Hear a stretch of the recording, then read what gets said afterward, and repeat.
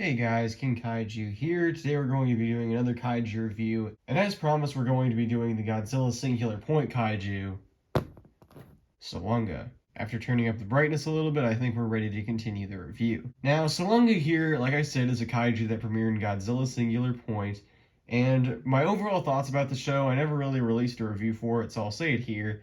I thought the show was visually stunning, but at the same time, way too confusing for me to really get into. Pretty much anytime the monsters were on screen, I was entertained, but everything else made me kind of snooze off to sleep. Now, Salunga here was probably my favorite part of the entire show. I really liked the kaiju design. I do wish that they kind of just kept the name Gabura for it, but I also understand that originally they weren't even going for Gabura and were making their own original monster. Gabura and Baragon eventually just got thrown into the mix, and you can definitely kind of see both of them in the design, but Gabura more so. I'd go as far as to say Salunga is probably one of my new favorite Toho monsters that they've ever made, and I really love the design through this. So of course, let's start off with detail to showcase that. Salunga is a quadruped monster, kind of. He's kind of bipedal in some shots, but also walks on his knuckles.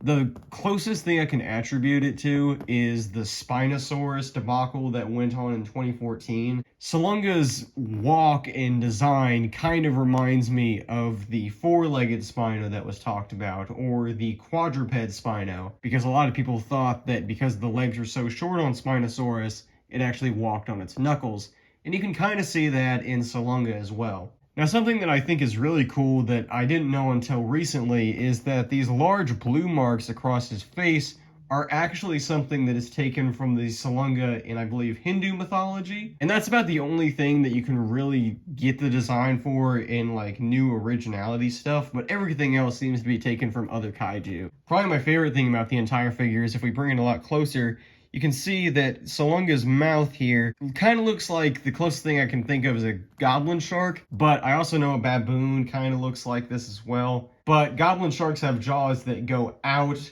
like actually extend, and this kind of looks like that here too. And I think that is actually a very cool design choice, and I'm glad that Bandai kind of showed that off in their toy as well. As for paint, this is actually one of the nicer painted figures. The paint goes all the way down to the tail, as you can see. There is also paint on the claws, none on the fisted claws, unfortunately. They're just the typical green mold. However, still, the paint on this figure is very good. Up at the face is probably the best part. Like I said earlier, the blue is there, the pink in the ears and the mouth, and the teeth are all painted.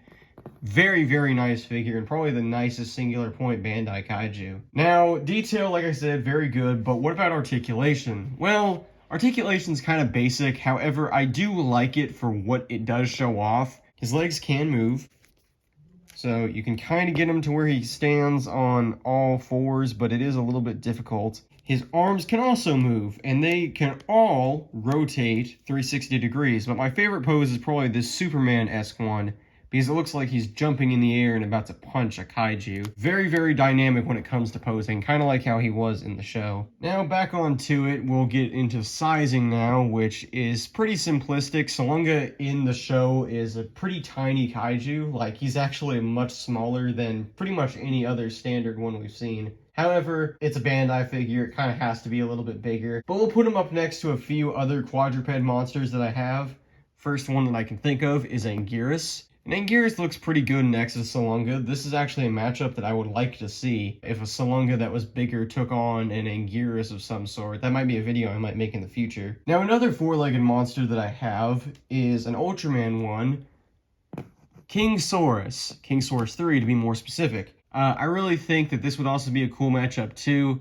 Salunga obviously is much taller than him though, so very interesting battle there. And what the heck, what's stopping it? I might as well also compare him to my last review, since I also have that figure out right now. Thunder Killer.